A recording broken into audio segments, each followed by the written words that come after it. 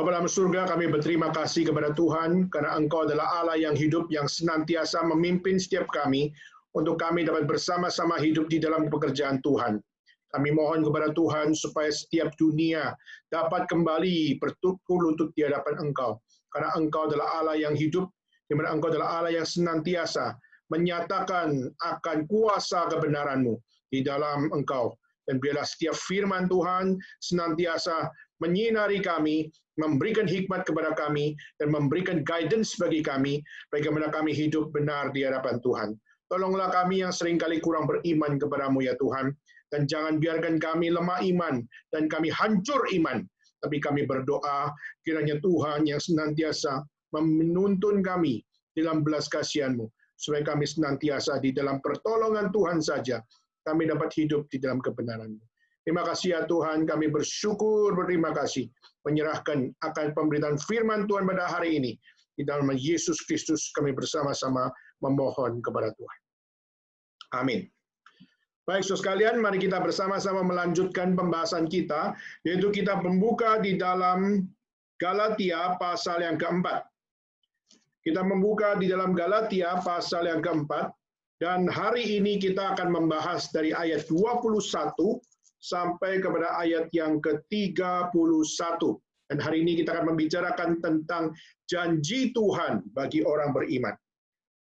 Galatia pasal yang keempat, ayat 21 sampai 31. Nah, setelah menemukan, mari kita membaca bersama-sama dimanapun saudara berada, mari kita membacakannya. Galatia pasal 4 ayat 21 sampai ayat yang ke-31. Setelah menemukan, mari kita membacanya bersama-sama. 1, 2, 3. Katakanlah kepadaku, hai kamu yang mau hidup di bawah hukum Taurat, tidakkah kamu mendengarkan hukum Taurat? Bukankah tertulis bahwa Abraham mempunyai 2 anak, seorang dari perempuan yang menjadi hambanya, dan seorang dari perempuan yang merdeka. Tetapi anak dari perempuan yang menjadi hambanya itu diperanakan menurut daging, dan anak dari perempuan yang merdeka itu oleh karena janji. Ini adalah suatu kiasan, sebab kedua perempuan itu adalah 2 ketentuan Allah. Yang satu berasal dari Gunung Sinai, yang melahirkan anak-anak perhambaan, itulah Hagar. Hagar ialah Gunung Sinai di tanah Arab, dan ia sama dengan Yerusalem yang sekarang, karena ia hidup dengan perhambaan dengan anak-anaknya. Tetapi Yerusalem surgawi adalah perempuan yang merdeka, dan ialah ibu kita. Karena ada tertulis, bersukacitalah hai si mandul yang tidak pernah melahirkan, bergembira dan bersorak-sorailah, hai engkau yang tidak pernah menderita sakit bersalin. Sebab yang ditinggalkan suaminya akan mempunyai lebih banyak anak daripada yang bersuami. Dan kamu, saudara-saudara, kamu sama seperti Ishak adalah anak-anak janji. Dan tetapi seperti dahulu, dia yang diperanakan menurut daging, menganiaya yang diperanakan menurut roh, demikian juga sekarang ini. Tetapi apa kata nats kitab suci? Usirlah hamba perempuan itu beserta anaknya, sebab anak hamba perempuan itu tidak akan menjadi ahli waris bersama-sama dengan anak perempuan merdeka itu. Karena itu, saudara-saudara, kita bukanlah anak-anak hamba perempuan, melainkan anak-anak perempuan merdeka. Sekian pembacaan firman Tuhan pada hari ini. So sekalian, apa yang kita baca, khususnya di dalam bagian yang kita lihat pada hari ini, adalah bagian yang paling banyak, khususnya di dalam komentari-komentari, menjadi sebuah bagian yang sulit untuk diinterpretasikan, sulit untuk dikhotbahkan, dan juga sulit untuk dapat dimengerti. Kenapa, saudara? Karena kita melihat Paulus mengkaitkan akan Hagar, mengkaitkan akan Sarah, mengkaitkan akan 2 perempuan ini dengan kondisi jemaat di Galatia. Saudara, ini menjadi sesuatu hal yang sangat rumit. Kenapa? Justru kita melihat Galatia dipersamakan atau digambarkan seperti perempuan yang dikatakan sebagai hamba, yaitu adalah Hagar, dan digambarkan berbeda dengan seorang yang bernama Sarah. Maka saudara, minggu lalu kita sudah membahas panjang lebar. Khususnya kita melihat bagaimana jemaat Galatia adalah jemaat yang menerima Injil Kristus melalui melalui Paulus. Tetapi pada saat kita melihat Galatia, sudah mendengar, sudah menerima pengajaran, dan sudah memberikan akan satu hal, akan satu konfirmasi bahwa mereka bertobat. Mereka menerima Yesus Kristus dan mereka menerima the gospel of Christ. Tetapi kita melihat justru waktu Paulus tidak ada di tempat, justru kaum Yudaizer, yaitu kelompok orang Kristen Yahudi, waktu mereka datang ke Galatia dan mereka memberitakan akan Injil versi mereka, yaitu mereka mengatakan bahwa the gospel of Christ aren't enough, tidak cukup. Maka dikatakan bahwa engkau percaya pada Kristus, tapi kau harus disunat. Maka harus disunat itu adalah tradisi dari Yahudi. Maka tradisi Yahudi inilah yang dijadikan oleh kaum Yudaizer menjadi penentu keselamatan. Nah, sudah kita melihat dalam singkat ceritanya, jemaat Galatia melihat dua versi ini. Jemaat Galatia melihat dua pengajaran ini. Yang satu, the gospel of Christ, Christ enough, itu cukup, hanya Kristus. Tapi yang satu, tidak enough, harus ada yang namanya sunat. Dan waktu kita melihat keadaan seperti ini, jemaat mulai melihat dua versi ini. Dan akhirnya apa yang menjadi respon jemaat Galatia? Maka yang pertama, jemaat Galatia tidak peduli mana benar, mana salah. Dia tahu pengajaran dari Rasul Paulus, tapi dia juga dengar dari kaum Yudaizer. Dan waktu melihat dua versi ini, maka mereka tidak peduli benar atau salah. Mereka terima semuanya. Mereka terima dari Paulus, mereka juga terima dari Yudaizer. Saudara, ini hal yang pertama, yaitu mereka sebenarnya adalah jemaat yang tidak peduli apa yang benar dan apa yang salah. Mereka tidak punya hati untuk cross-check mana yang benar dan mana yang salah. Itu yang pertama.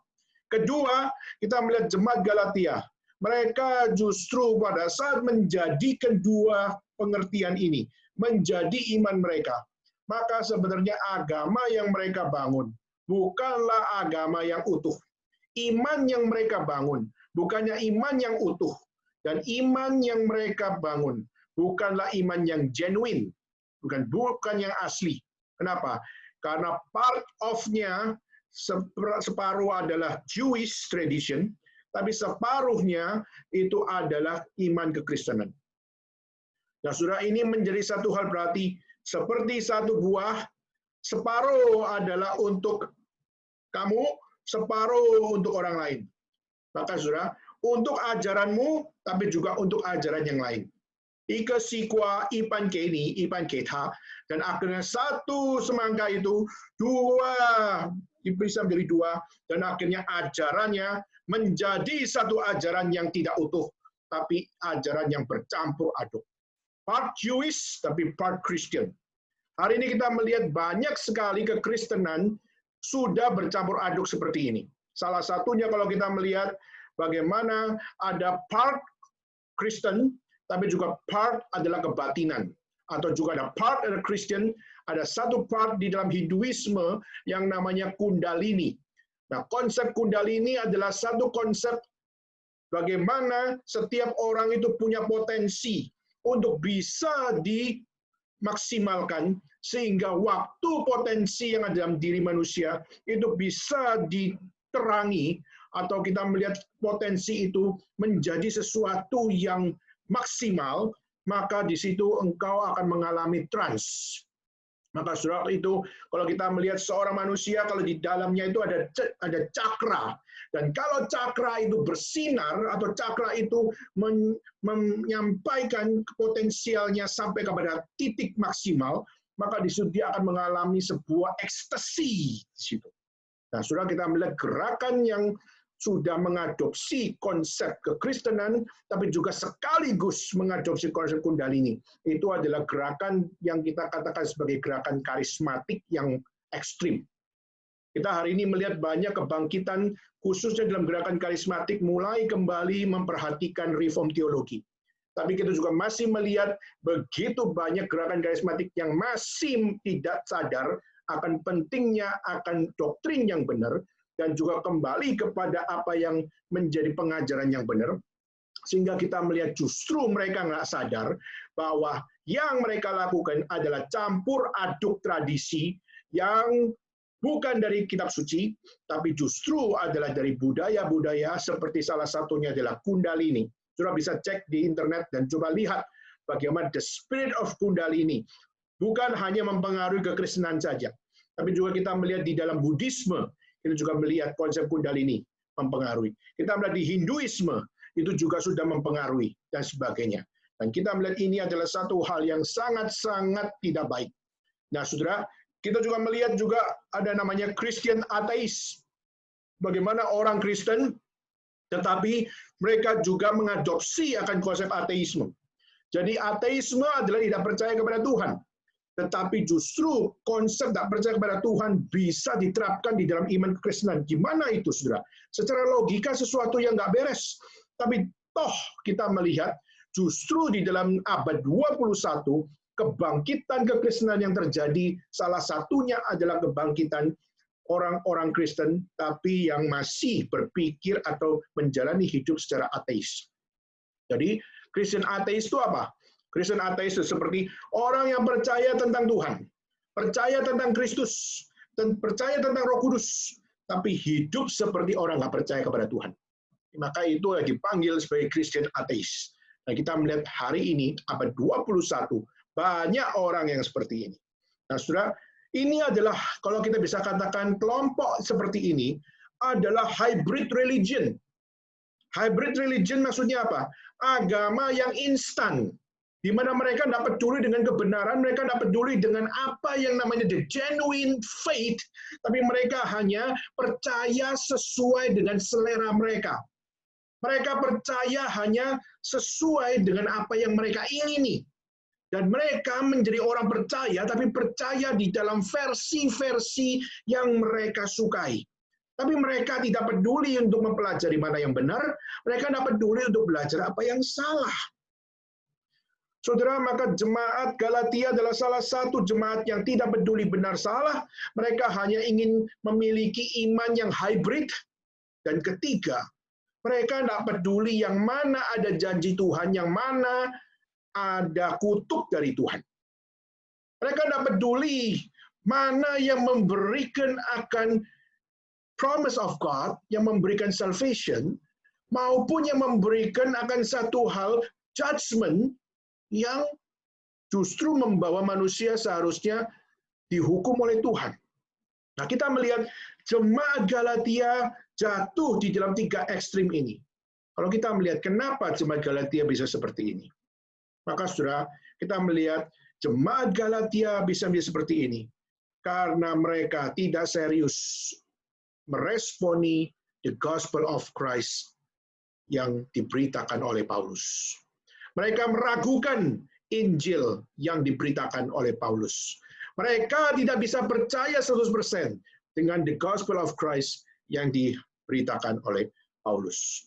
Maka itulah kenapa Paulus melalui surat Galatia, dia sangat getol untuk memberikan akan reason, memberikan alasan-alasan kenapa beriman kepada Kristus adalah sesuatu yang harus ada di dalam hidup orang percaya. Nah, saudara, tadi kita baru membaca ayat 21 sampai 31. Di sini adalah satu bagian yang sangat sulit, khususnya bagaimana Paulus ingin menunjukkan kepada jemaat Galatia betapa bodohnya engkau. Saudara, dan ini bisa menjadi sebuah aplikasi bagaimana kita belajar. Kita perlu membaca iman kekristenan kita. Apakah iman kita hari ini adalah iman yang bodoh seperti jemaat Galatia? Atau justru kita adalah orang-orang Kristen yang sudah sadar bahwa kita bodoh, tapi justru di dalam iman yang dianugerahkan oleh Tuhan melalui the gospel of Christ, saudara dimampukan untuk mengerti kehendak Tuhan. Maka saudara, saya akan mengajak saudara untuk masuk di dalam pembahasan kita, khususnya kita melihat ayat 21 dan 31, di mana kita melihat Statement ini dimulai dari satu statement. Yaitu apa? Katakanlah kepadaku, hai kamu yang mau hidup di bawah hukum Taurat. Tidakkah kamu mendengar hukum Taurat? Saudara, apa maksudnya, saudara? Kita melihat ini tidak bisa lepas dari satu hal, bagaimana hukum Taurat adalah sesuatu yang sangat penting dalam tradisi Yahudi. Nah, kita melihat tradisi Yahudi, semuanya adalah bergantung kepada kepercayaan kepada Tuhan di atas dasar hukum Taurat, saudara. Nah, pertanyaannya adalah hukum Taurat adalah sesuatu yang sudah sangat-sangat mendarah daging di dalam kehidupan orang-orang Yahudi. Nah, maka di dalam kehidupan orang Yahudi, apa yang ada di dalam hukum Taurat tidak boleh dikompromikan. Maka orang-orang Yahudi sangat menganggap hukum Taurat adalah acuan yang tidak boleh tidak dilakukan.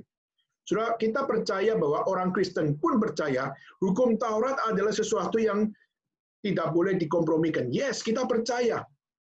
Tapi pertanyaannya adalah waktu kita tidak mengkompromikan 10 hukum Taurat, poinnya adalah karena kita adalah orang yang bisa sempurna karena 10 hukum Taurat, atau kita justru tidak bisa sempurna menghidupi 10 hukum Taurat. Nah, orang-orang Yahudi percaya bahwa 10 hukum Taurat adalah satu guidance yang bisa menuntun manusia bagaimana menjadi seorang yang sempurna. Sedangkan orang Kristen percaya bahwa justru 10 hukum Taurat memberikan satu konsep humility, pembelajaran humility kepada setiap orang Kristen bahwa apa? Saudara tidak mungkin bisa sempurna melakukan 10 hukum Taurat. Jadi saudara, dua goal yang berbeda.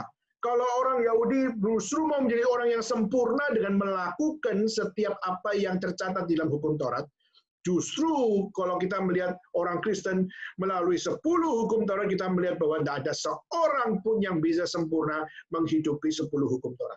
Maka ini dua hal yang berbeda luar biasa. Nah, pertanyaannya adalah bagaimana Paulus memberikan penjelasan kepada jemaat Galatia yang terbuka hatinya, bukan hanya sekedar kepada the gospel of Christ, tapi juga terbuka kepada the law of Moses, yang mengajarkan untuk kalau kamu adalah kaum pilihan Tuhan, kamu harus disunat, maka dengan kamu disunat, maka kamu adalah kaum pilihan Tuhan. Maka sudah kita melihat dari bagian ini, akhirnya kalau kita baca lanjut, maka kita menemukan bahwa Paulus membicarakan tentang dua anak Abraham. Di mana dua anak Abraham, yang satu adalah berasal dari perempuan hamba, yang satu adalah dari perempuan yang merdeka. Jadi dari anak-anak Abraham, yang satu lahir dari perempuan hamba, di sini siapa? Adalah Hagar. Siapakah Hagar? Hagar adalah budak dari Sarah. Nah, kalau saudara bisa membaca dalam Kejadian pasal 16, bagaimana di sini ada satu kisah di mana Sarah sudah umur 90 tahun dan belum punya anak, saudara. Sarah tidak punya anak dan dia umur 90 tahun, dan waktu itu Tuhan mengatakan bahwa engkau akan mempunyai seorang anak. Tetapi Sarah tertawa. Kenapa? Bagaimana mungkin aku sudah umur 90 tahun, lalu aku dijanjikan oleh Tuhan bahwa melalui rahimku akan lahir seorang anak di rahim umur 90 tahun. Saudara, orang Chinese akan mengatakan ini adalah feihua. Ini adalah perkataan omong kosong. Dan saudara, kita melihat dalam Kejadian 16 di situ, Sarah yang menerima janji Tuhan bahwa melalui rahimnya akan lahir seorang anak perjanjian, tapi justru Sarah tidak menganggap firman Tuhan itu menjadi satu firman yang relevan bagi dirinya. Maka akhirnya apa yang dilakukan oleh Sarah, saudara? Akhirnya Sarah justru menyuruh Abraham untuk mengambil Hagar, yaitu adalah hak budak dari Mesir, saudara. Budaknya dari Sarah dari Mesir, untuk apa? Untuk Abraham meniduri dia dan mendapatkan anak dari Hagar. Nah, saudara, di dalam konsep perjanjian Allah, kalau anak lahir dari siapa yang namanya Hagar, tidak peduli itu adalah anak Abraham, bukan berarti Allah harus mengikuti Abraham dengan mengatakan bahwa anak perjanjian berpaling. Bukan dari rahim siapa yang namanya Sarah, tapi berpindah kepada rahimnya orang yang bernama Hagar ini. Nah, saudara, jawabannya adalah Tuhan tidak kompromi dalam hal ini. Tuhan sudah menyatakan janjinya melalui rahim Sarah akan lahir akan anak yang akan dipakai Tuhan di dalam rencananya untuk membawa perdamaian. Tetapi saudara, waktu kita melihat di sini, justru Sarah yang tidak menghiraukan. Justru akhirnya Abraham disuruh meniduri Hagar, dan akhirnya Hagar punya anak. Dan dari anak Hagar di sini, kita melihat tuntutan yang diharapkan bahwa anak Hagar harus punya satu hal diperlakukan sama seperti anak dari Sarah. Maka saudara, Tuhan tidak bisa dipermainkan oleh manusia. Tuhan di saat sudah berjanji, janji Tuhan adalah janji yang harus ditepati. Dan janji Tuhan tidak pernah salah. Dan janji Tuhan pasti terjadi. Jadi bukan menurut janji Tuhan kelahiran dari siapa yang namanya Hagar ini. Dan kita melihat justru kelahiran dari anak dari Hagar itu bukan dari inisiatif yang dinyatakan dari siapa? Dari Tuhan. Tapi justru kita melihat lahirnya dari anak dari Hagar ini adalah dari biologis. Secara biologis adalah karena Sarah yang meminta kepada Abraham. Maka kita tidak bisa samakan kelahiran anak dari Sarah dengan kelahiran anak dari Hagar. Karena yang satu sudah ada janji Tuhan, yang satu tidak menurut janji Tuhan. Dan waktu kita melihat anak Hagar tidak lahir menurut janji Tuhan, maka disitulah kita melihat Tuhan menyatakan non-compromise-nya, yaitu tetap menyatakan bahwa perjanjianku kepada Abraham hanya melalui keturunan Abraham dan Sarah. Nah, saudara, disitulah perjanjian kekal dinyatakan oleh Allah kepada Ishak dengan menyatakan bahwa inilah keturunan yang akan membawa kemerdekaan yang sejati di dalam iman. Maka, saudara, ini adalah perjanjian yang dibangun Tuhan Allah kepada Abraham.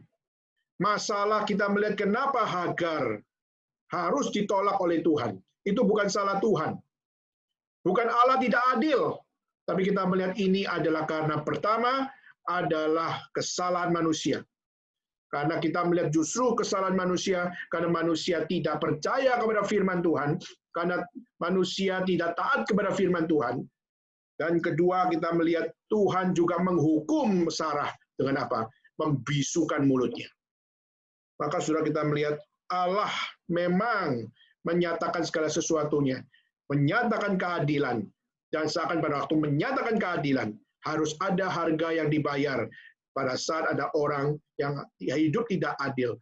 Karena apa? Karena perbuatan manusia.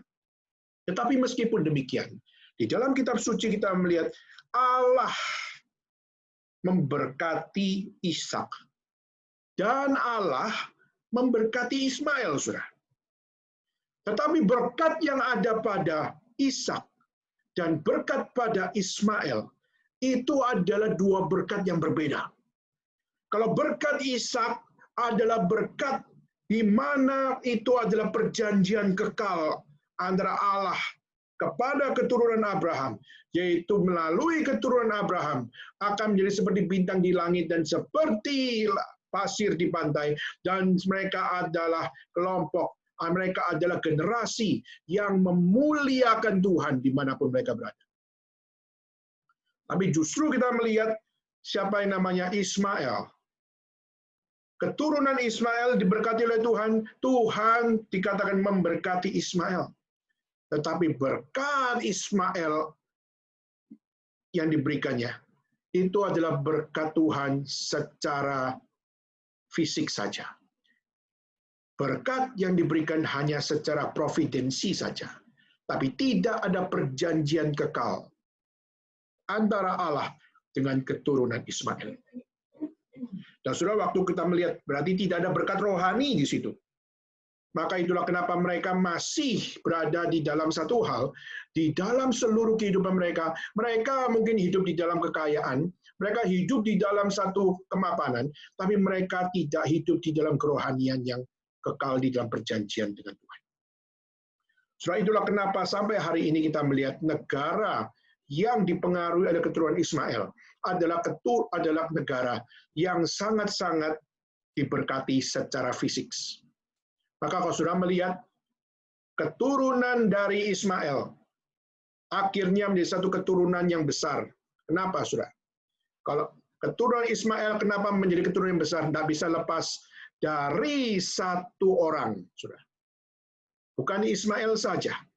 Tapi kalau kita mau kembali kepada sejarah, khususnya dalam sejarah mengerti akan apa yang ada pada kelompok Ishak maupun juga di kelompok Ismail, kita akan menemukan bahwa Ismail menjadi satu negara yang besar karena ada satu orang yang penting di dalam sejarah, namanya adalah Esau.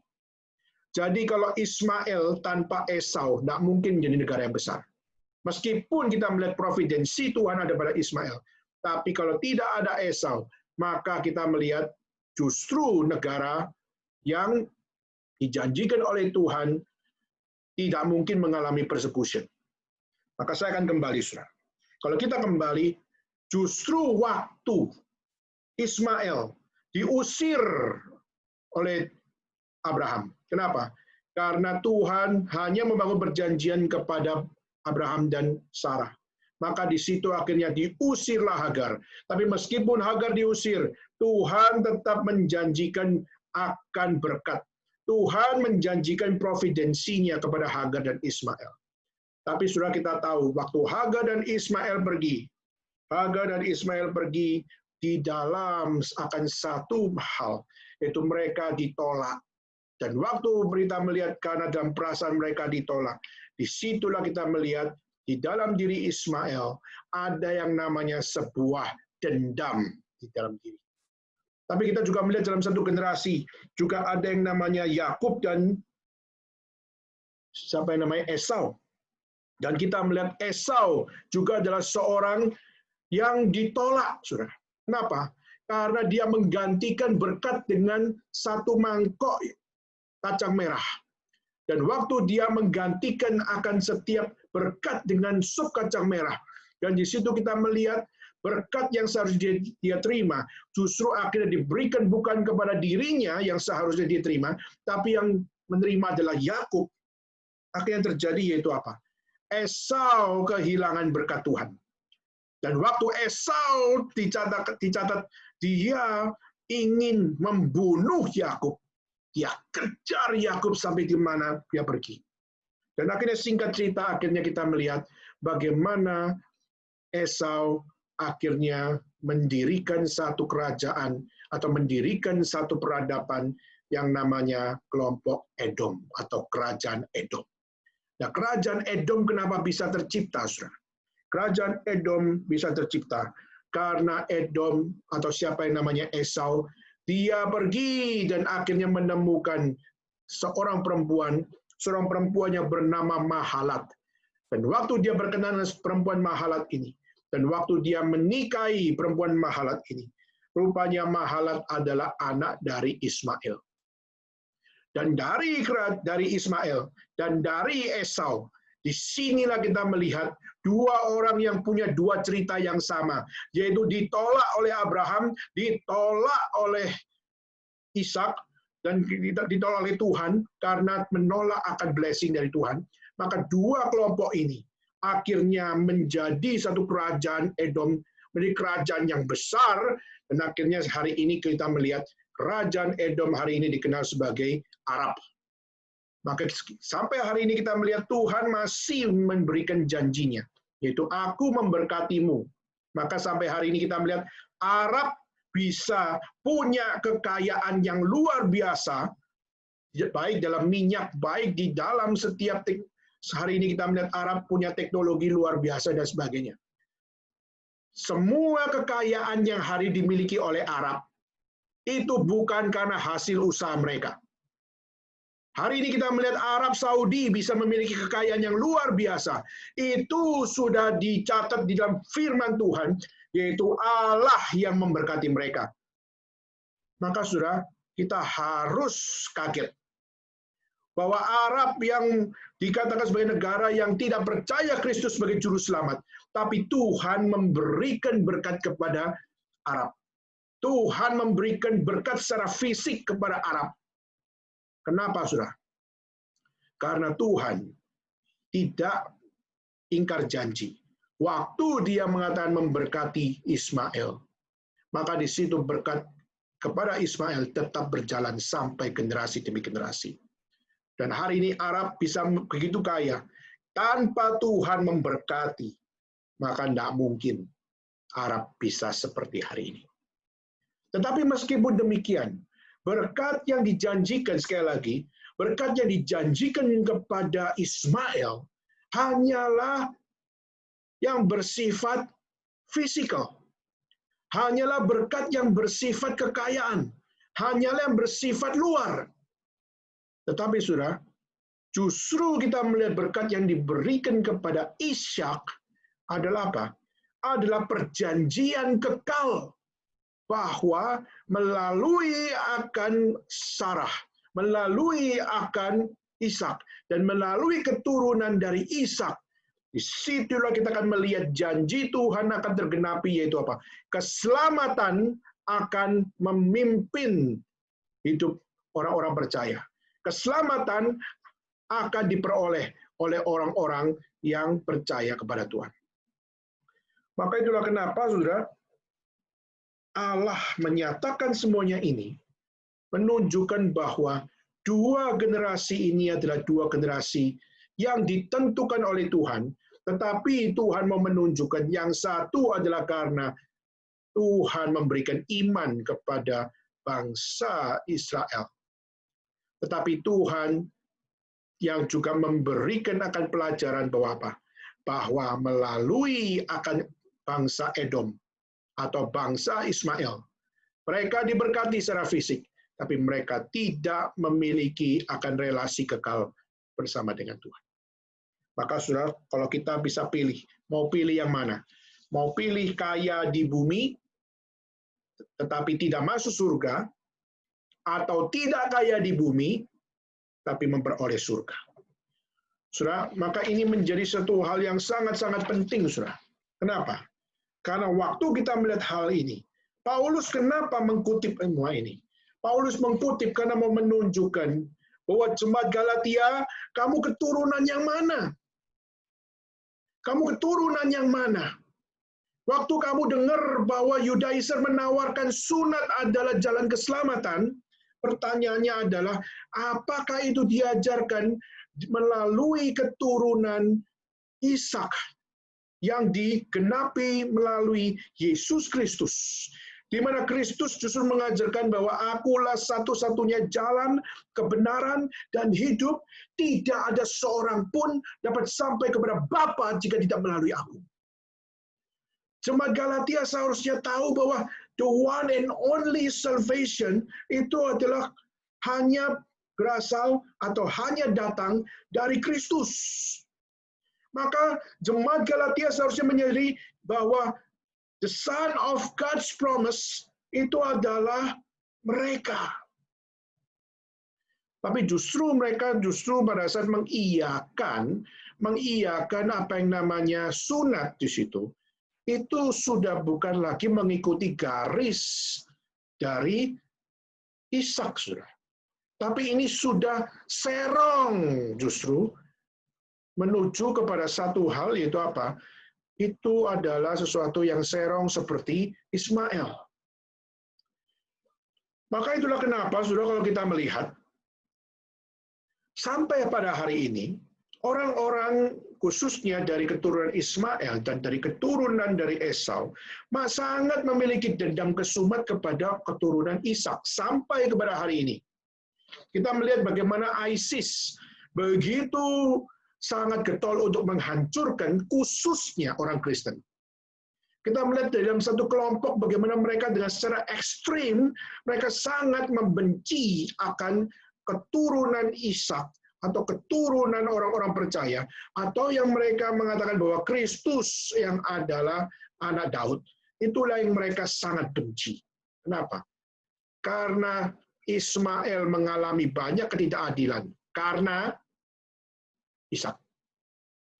Dan Esau mengalami begitu banyak ketidakadilan. Kenapa? Karena Yakub.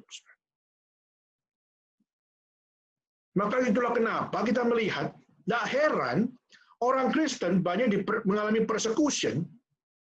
Kita nggak heran melihat banyak orang Kristen mengalami sebuah penderitaan, dan penyebab atau yang melakukan penderitaan itu justru diberikan oleh orang-orang yang percaya kepada apa yang mereka lakukan dapat menjadi bagian di dalam kerajaan surga mereka. Ya.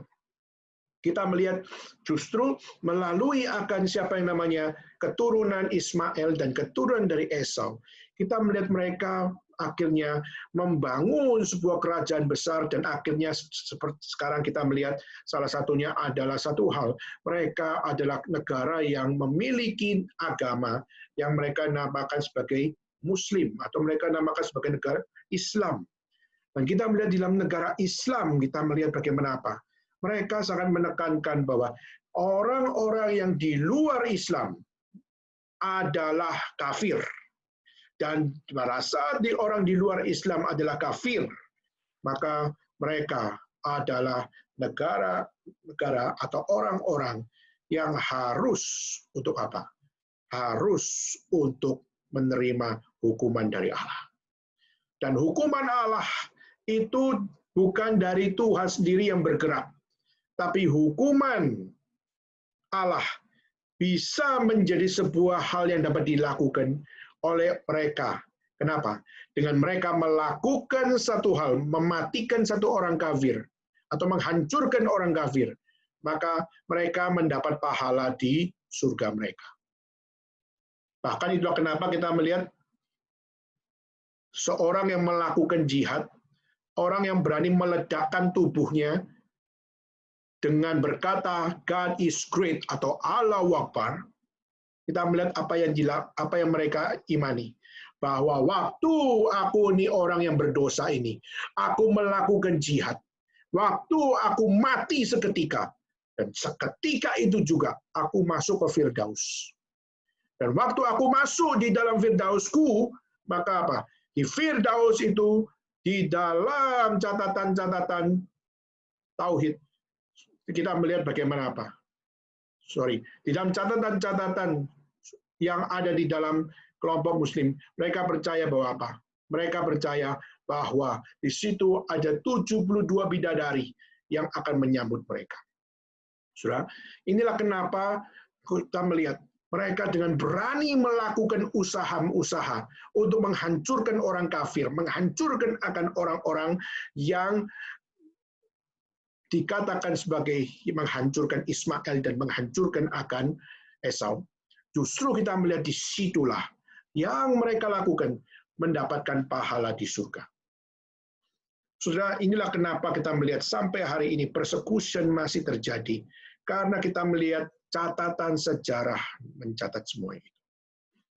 Nah, kenapa Paulus mengkutip semuanya ini? Saudara, Paulus mengkutip semuanya ini untuk menunjukkan bahwa jemaat Galatia, tahukah engkau anak-anak janji Tuhan, engkau adalah keturunan dari Ishak, engkau adalah yang bukan berasal dari apa yang dari manusia. Maka tindakanmu dengan mengatakan bahwa kalau aku disunat, maka aku adalah masuk surga. Maka waktu orang tidak disunat, maka kamu tidak masuk surga. Maka apa bedanya kamu dengan Esau? Apa bedanya engkau dengan Ismail? Maka sudah, mereka mengatakan kalau setiap mereka adalah negara yang percaya kepada Allah, dan pada saat aku melakukan segala sesuatu, maka aku diselamatkan. Maka karena usahaku aku diselamatkan. Karena aku jihad maka aku diselamatkan. Maka dengan aku disunat aku diselamatkan. Bukankah itu sama? Saudara, maka ini menunjukkan betapa Paulus sangat concern. Jika jemaat Galatia menganggap bahwa segala sesuatu dengan usaha sendiri bisa memperoleh keselamatan, maka jemaat Galatia punya potensi bisa menjadi teroris yang sama seperti kelompok ISIS dan sebagainya. Maka saudara, kita perlu belajar menjadikan ini sebagai aplikasi bagi kita. Paulus mau ngomong apa kepada jemaat Galatia? Pertama, kita melihat justru yang Paulus mau katakan, yaitu secara historical, engkau adalah anak dari Sarah. Engkau adalah keturunan Ishak. Jangan engkau mengingkari bahwa yang engkau adalah keturunan dari Ishak, maka engkau mengikuti yang dari Ismail. Engkau adalah dari Yakub, jangan engkau melakukan dengan engkau mengikuti apa yang dari Esau. Kenapa? Dalam Maleakhi dicatat, Maleakhi pasal 1, dicatat yaitu apa? Aku mengasihi Yakub, tapi aku membenci Esau.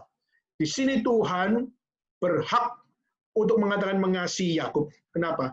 Karena Yakub meskipun di dalam hidupnya tidak sempurna, tapi di dalam kehidupan Yakub, Yakub belajar bagaimana meresponi kehendak Tuhan. Tapi kita melihat Esau, dia pada saat sudah menolak akan Injil Tuhan, menolak akan berkat Tuhan, dan akhirnya sampai mati dia menolak Tuhan. Tak ada pertobatan sama sekali. Maka saudara, pada saat kita melihat ini adalah sesuatu fakta, di mana di saat Tuhan mengasihi dan Tuhan membenci. Bukan karena nggak adil. Justru Allah mengasihi Yakub, Allah membenci Esau. Karena Allah sudah tahu di dalam kemahatauannya siapakah Yakub dan siapakah Esau. Maka di dalam hal ini kita harus belajar kembali kepada sejarah dan menemukan janji Tuhan ada di mana. Janji Tuhan melalui keturunan Ishak. Janji Tuhan tidak pernah dari keturunan Ismail. Maka ini adalah dalil pertama yang tidak boleh dikompromikan. Maka itulah kenapa Galatia, Tuhan memakai Paulus untuk mengingatkan. Hei Galatia, kau percaya kepada Kristus, maka Kristus hanya ada dari keturunan Ishak. Tidak pernah ada dari keturunan Ismail. Meskipun dua-dua ini sama-sama keturunan Abraham, tapi Kristus tidak ada pada Ismail. Kristus hanya ada pada Ishak. Setelah itu yang pertama. Maka ini dalil yang yang Tuhan sudah tentukan, tidak dapat dirubah. Kedua, saudara, yaitu kita bisa belajar yaitu apa? Yaitu pada saat kita menjadi orang yang mengikuti akan garis dari Ishak, jangan heran kalau kita di persecution, kita mengalami penderitaan dari mereka yang dari Ismail. Jangan heran kalau dari Ismail membenci akan kelompok-kelompok dari Ishak. Kenapa, saudara? Kenapa kita tidak usah heran kalau misalnya dari kelompok orang-orang keturunan Ismail membenci kita? Kalau kita kembali kepada kitab suci, mungkin kita bisa kutip, saudara. Hagar, meskipun dia adalah hamba dari Sarah, kita melihat Hagar sudah memusuhi akan Sarah dari masa Kejadian. Kita coba lihat, saudara. Kejadian pasal 16. Di dalam Kejadian pasal 16, ayat yang keempat. Saya akan membacakan.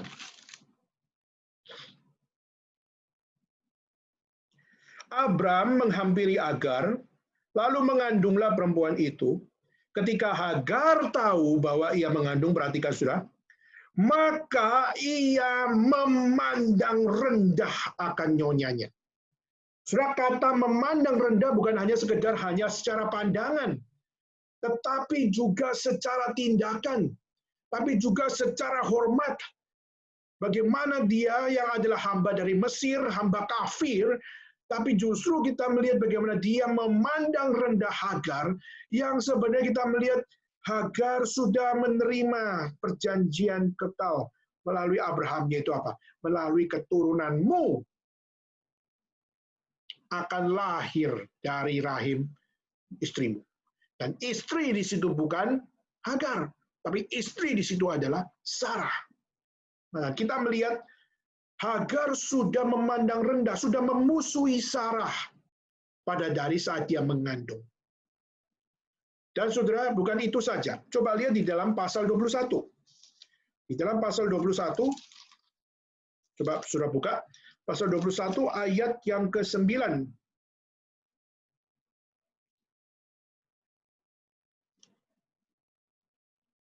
Ya. Saya baca dari ayat 8, saudara. Bertambah besarlah anak itu, dan ia disapi, lalu Abraham mengadakan perjamuan besar pada hari Ishak disapi itu. Pada waktu itu Sarah melihat bahwa anak yang dilahirkan Hagar, perempuan Mesir itu bagi Abraham, sedang main dengan Ishak, anaknya sendiri. Berkatalah Sarah kepada Abraham, usirlah hamba perempuan itu beserta anaknya, karena anak hamba ini tidak akan menjadi ahli waris bersama dengan anakku Ishak.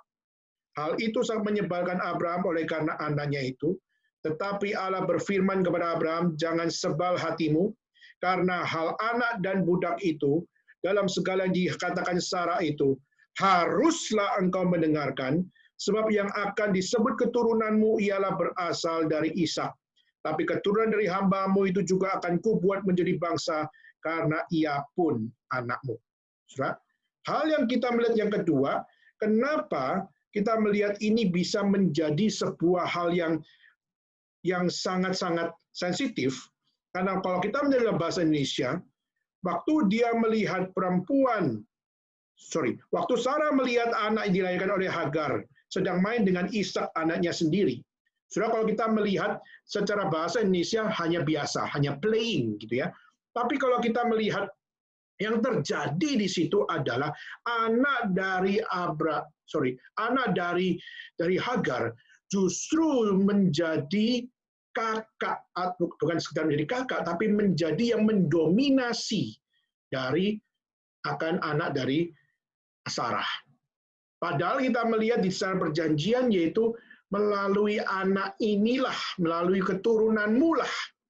Tapi waktu kita melihat justru di sini yang seakan-akan mengambil dominasi adalah siapa? Justru yang mengambil dominasi adalah anak dari Hagar. Anak dari Hagar akhirnya mengambil tempat. Dan itulah kenapa kita melihat Tuhan memakai akan Sarah untuk mengatakan usir. Dan kata usir di sini bukan usir yang sekedar seakan-akan Sarah yang berkuasa. Tapi kata usir di sini adalah Tuhan yang memakai akan Sarah. Dan bahkan Tuhan mengkonfirmasi kata usir di situ adalah sesuatu hal yang benar. Kenapa, saudara? Karena Tuhan tidak menjanjikan ahli waris kepada keturunan siapa yang namanya Hagar.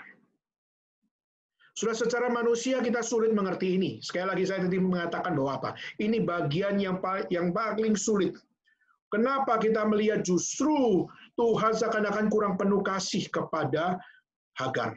Kenapa Tuhan seakan tidak penuh kasih kepada Ismail?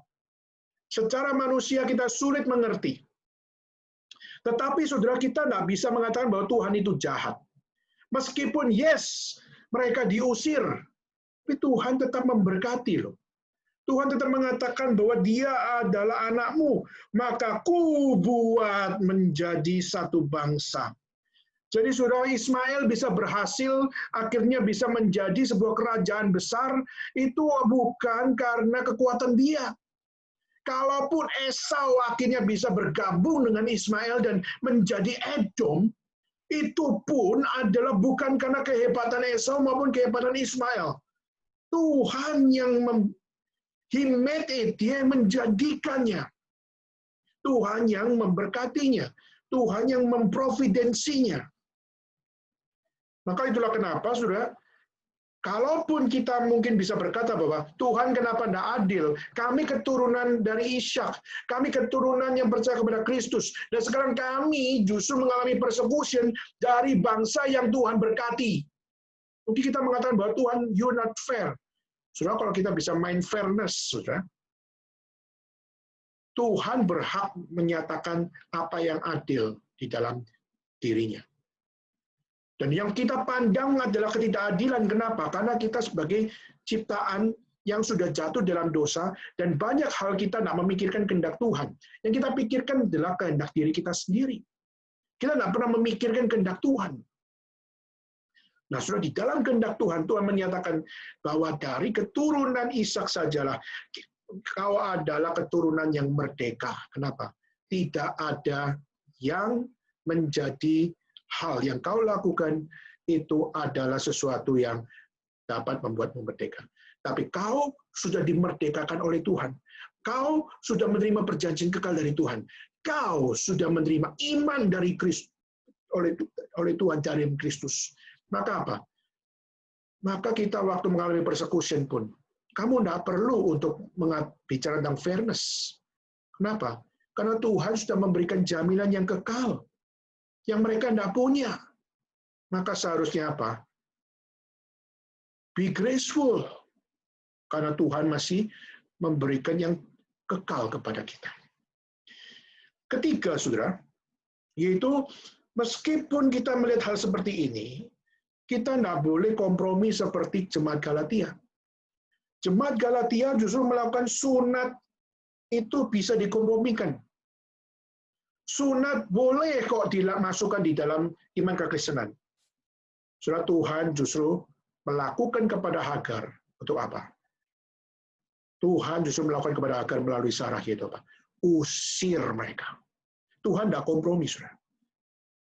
Satu sisi Tuhan memberkati, tapi Tuhan juga mengusir dia. Kenapa? Karena keberadaan dari Ismail tidak menjadi ahli waris. Dan Hagar tidak menjadi penentu dari ahli waris. Maka hanya melalui keturunan Abraham dan Sarah saja. Maka disitulah no compromise pada saat Hagar punya anak sekalipun. Ismail lahir sekalipun. There is no compromise dari Tuhan. Maka jemaat Galatia pun sama. Sudah menerima the gospel of Christ. Tidak peduli ada sunat sekalipun. Sunat tidak relevan di dalam the gospel of Christ. Maka sunat tidak menyelamatkan, maka tidak dikompromikan. Maka tidak perlu kompromi. Usir sunat. Hidupi apa yang benar. Hidupi apa yang dijanjikan oleh Tuhan. Iman di dalam Kristus. Karena Kristus adalah the core point of Christianity yang nggak bisa disamakan dengan sunat sekalipun. Maka itulah kenapa kita harus getol banget untuk memberitakan Injil yang benar. Itulah kenapa gereja harus memberitakan doktrin yang benar. Karena itulah kenapa gereja tidak main-main untuk melihat bagaimana kita harus bercampur aduk atau tidak. Hari ini kita melihat di Amerika sudah banyak gereja-gereja yang berkompromi, saudara. Salah satunya adalah berkompromi dengan LGBT, homosexuality. Alkitab sudah dengan jelas bahwa Tuhan mendirikan jemaat melalui Adam and Eve. Adam dan Hawa. Bukan Adam and Steve. Bukan Adam dan Steve.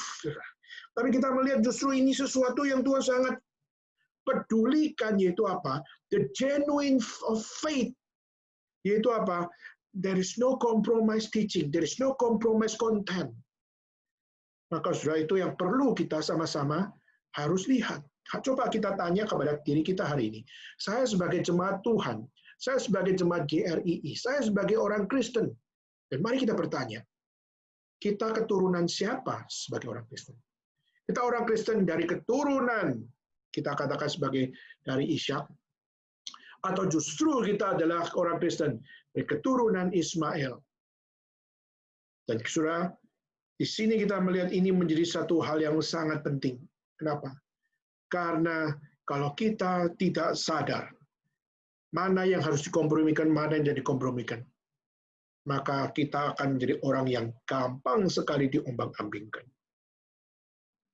Nah, saudara, kadang-kadang kita harus mengalami persecution. Kita melihat bagaimana terakhir-terakhir saya banyak sekali melihat akan bagaimana kelompok ISIS waktu mereka menghukum orang kafir, menghukum orang Kristen, dan waktu mereka memenggal kepala orang Kristen. Digambarkan bahwa mereka melakukan tindakan suci. Mereka melakukan holy war. Mereka melakukan akan satu hal waktu mereka penggal kepala orang Kristen. Mereka berkata, Allahu Akbar. Waktu dia berkata, God is great. Pada waktu mereka melakukan itu, mereka memperoleh pahala dari Tuhan menurut kepercayaan mereka. Sudah waktu kita mengalami persecution seperti itu, justru Alkitab mencatat berbahagialah orang yang menderita bagi Tuhan. Berbahagialah mereka yang mengalami persecuted. Kenapa? Karena orang yang mengalami persecuted, mereka adalah orang-orang yang mewarisi janji Tuhan. Inherit all the promises of God.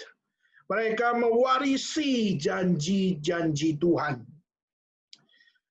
Saudara, janji-janji Tuhan itu kayak apa sih? Janji-janji apa yang diberikan pada orang beriman kalau hidupnya mengalami persecution? Kalau orang Kristen sudah doktrinnya benar tapi dibenci begitu banyak orang. Pengajarannya sudah benar tapi dianggap sombong sama orang.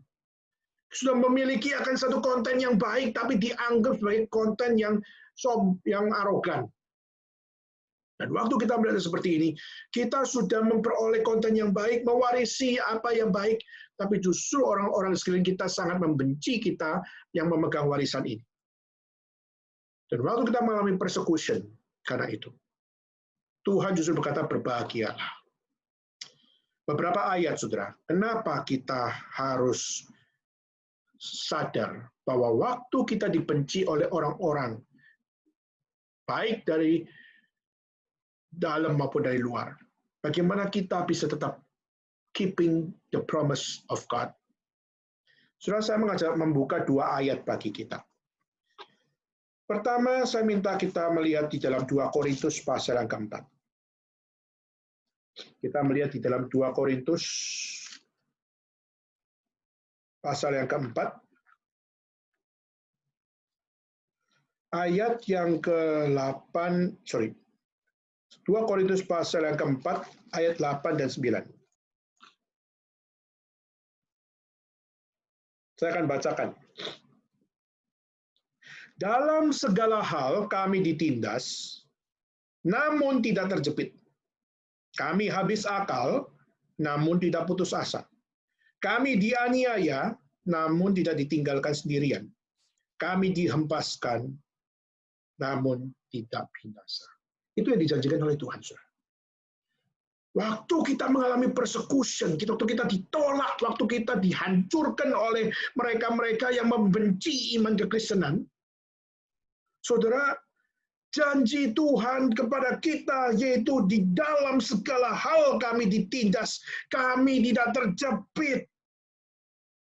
Kami nggak waktu kami habis akal, kami nggak putus asa, waktu kami dianiaya, kami nggak ditinggalkan sendiri, waktu kami dihempaskan, kami tidak binasa. Kenapa? Perjanjian kekal Tuhan relevan. Karena waktu dalam dunia ini kita dihancurkan oleh mereka sekalipun, nyawa kita dicabut oleh mereka sekalipun, Tuhan menjanjikan perjanjian kekalnya, kita tidak binasa. Mereka yang menghancurkan, justru merekalah orang-orang binasa. Karena mereka orang-orang binasa, dijepit mereka putus asa. Mereka waktu kehabisan akal, waktu mereka habis akal, mereka putus asa. Waktu mereka ditindas, mereka terjepit. Waktu dianiaya, mereka merasa ditinggalkan sendiri. Tapi bukan orang Kristen. Karena orang Kristen waktu mengalami persecution, justru Alkitab mencatat, kita tidak terjepit. Kita tidak putus asa. Kita tidak ditinggalkan sendirian. Kita tidak binasa. Kenapa? Kristus made it possible untuk menyelamatkan kita. Maka itulah kenapa orang-orang Kristen yang hari ini kita lihat dicungkuk, begitu banyak dari mereka yang ditangkap, dimasukkan penjara, bahkan disiksa sekalipun. Waktu kita melihat orang-orang di North Korea, orang-orang Kristen yang juga diperlakukan dengan sangat tidak adil. Dan waktu kita melihat begitu banyak negara-negara bagaimana yang sangat masih menolak iman kekristenan. Mereka mengalami persecution dan kita tidak pernah tahu apa yang menjadi hal penderitaan yang mereka alami. Kenapa? Kita hanya tahunya mereka sudah mati. Tapi tahukah saudara bahwa mereka harus menggumul secara manusia menghadapi semuanya itu? Tetapi kenapa kesaksian hidup mereka, kesaksian yang begitu mengharumkan nama Tuhan? Saya kadang bingung kenapa bisa sampai ada seorang dari Amerika, anak masih muda, begitu ganteng, dan waktu dia mengatakan, aku mau pergi ke India, aku mau memberitakan Injil, dan aku melihat satu pulau belum pernah disentuh oleh Injil, aku mau pergi ke sana. Tapi waktu dia pergi ke sana, belum memberitakan Injil pun, dia sudah mati karena itu menerima anak panah di dadanya. Dan waktu kita melihat kenapa orang Kristen bisa seperti itu ya. Waktu mereka sudah tahu bahwa ke sana bisa mati, ke sana bisa menerima penolakan. Kenapa kok masih ada orang yang nekat pergi ke sana? Sudah yang menjadi satu hal. Kenapa mereka bisa melakukan semuanya itu? Karena mereka sudah merasakan bahwa apa? Hidup sudah dijamin oleh Tuhan. Hidup sudah diselamatkan oleh Tuhan. Maka mati tidak perlu ditakuti lagi. Maka mengalami penolakan sudah nggak ditakuti lagi. Dan mengalami satu hal di mana disiksa maupun ditolak sekalipun, itu sudah tidak menjadi sesuatu yang relevan lagi. Kenapa? Karena Tuhan sudah made it possible untuk setiap orang Kristen tidak takut di dalam semuanya itu. Maka janji Tuhan yaitu apa, saudara? Yaitu janji Tuhan yaitu Tuhan menjamin keselamatan saudara dan saya. Jemaat Galatia diberikan oleh Paulus satu pengajaran tentang Kristus yang cukup untuk menyelamatkanmu. Tidak butuh sunat lagi. Tidak butuh akan usaha manusia lagi. Semuanya sudah tercover hanya di dalam Kristus saja. Maka Paulus sangat getol memberitakan by faith alone, by Christ alone. Itulah suatu perjuangan yang nggak habis-habis dilakukan oleh Paulus. Sudah. Maka persecution tidak seharusnya menghancurkan kesaksian iman kita.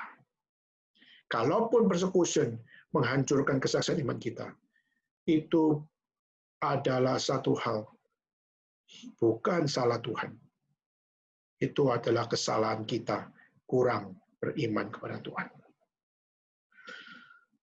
2 Korintus pasal 6 ayat 8 sampai 10. Saya akan bacakan.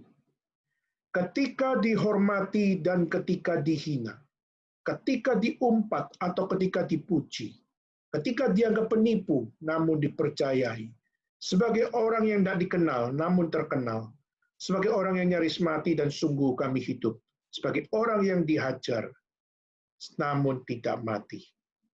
Sebagai orang yang berduka cita, namun senantiasa bersuka cita. Sebagai orang miskin, namun memperkaya banyak orang. Sebagai orang tak bermilik, sekalipun kami memiliki segala sesuatu. Saudara, ini adalah janji Tuhan. Janji Tuhan mencukupkan kita semua. Kita mungkin tidak jadi orang yang terkaya, tapi Tuhan memelihara kita di dalam kehidupan kita. Kita mungkin bukan orang yang memiliki satu hal, kehidupan selalu penuh sukacita. Kita menerima banyak kehidupan, kita berduka cita. Tapi di dalam duka cita yang kita hadapi pun, yang kita alami pun, sukacita tetap terpancar di dalam diri kita. Sudah kadang kita nggak bisa membaca ini secara secara cepat. Kenapa? Karena kita nggak tahu pergumulan apa sebagai orang percaya. Saudara, kalau saudara mau belajar bagaimana mempelajari ini, janji-janji Tuhan. Saudara, janji-janji Tuhan yang diberikan bagi orang yang memberitakan Injil. Waktu di Alkitab dikatakan, pergilah, jadikanlah semua bangsa muridku. Baptislah mereka dalam nama Bapa, Putra, Roh Kudus, ajarlah mereka. Dan saudara, kalimat terakhir adalah, ketahuilah Aku akan menyertai engkau sampai akhir zaman. Maka penyertaan Tuhan ini, kalimat-kalimat yang tadi kita baca 2 Korintus pasal 4 dan pasal 6 ini, hanya dapat saudara ngerti kalau saudara memberitakan Injil dan melihat kesaksian orang-orang memberikan Injil. Mereka bagaimana menikmati janji-janji Tuhan. Maka orang yang tidak pernah memberitakan Injil tidak akan pernah menikmati janji-janji Tuhan. Maka orang yang tidak memberitakan Injil tidak pernah tahu kesaksian apa yang indah di balik setiap janji-janji Tuhan. Maka saudara, hari ini mungkin Ismail got the world. Tetapi kita harus bersyukur. Kenapa? Isaac got the Lord. Ismail got the world, but Isaac got the Lord. Mana yang mau saudara pilih? Mau memiliki seluruh dunia ini, memiliki seluruh kekayaan, atau memiliki Tuhan yang menyelamatkan hidup saudara dan saya. Maka saudara, hanya melalui Ishak Tuhan membangun perjanjian kekalnya. Dan saudara, itulah kenapa di dalam gereja, di dalam kekristenan, Tuhan mengikat melalui keturunan Ishak, dan dari melalui keturunan Ishak disitulah kita melihat Kristus Yesus lahir. Kristus Yesus mati dan bangkit dari kematian dan naik ke surga dan akan datang kembali menyatakan hanya Kristus satu-satunya, the one and only way, truth, and life. Maka saudara, mari kita hari ini mungkin berkata, saya orang Kristen, tapi saya juga mau melakukan sesuatu dengan apa? Dengan kebaikanku. Dengan aku melakukan kebaikan, maka aku mau menabung supaya aku masuk surga. Melakukan kebaikan itu baik, saudara.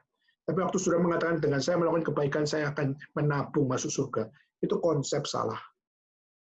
Kenapa? Kebaikan itu adalah respon, reaksi karena saudara sudah dikasih oleh Tuhan. Maka saya mau mengasihi, saya mau melakukan kebaikan, saya mau melakukan kebenaran. Itu adalah reaksi atas iman yang Tuhan berikan. Bukan karena kita yang melakukan. Dan mungkin kita melakukan bahwa apa? Saya menjadi orang Kristen yang bercampur dengan tradisi. Khususnya mungkin kita orang Chinese, banyak orang Chinese percaya bahwa apa? Saya orang Kristen, tapi saya juga harus punya Chinese culture dalam hidup saya. Maka seringkali kita juga jadi orang Kristen, tapi kita juga pai-pai kepada foto orang tua kita, atau pai-pai kepada nenek moyang kita, dan kita pai-pai untuk menghormati, dan kita melihat, oh toh cuma pai-pai doang kok. Saudara, pai-pai doang itu adalah doang. Doang maksudnya apa? Itu adalah sebuah aksi perbuatan. Dan perbuatan itu adalah satu reaksi dari iman. Sudah berbuat sesuatu, itu adalah refleksi dari imanmu.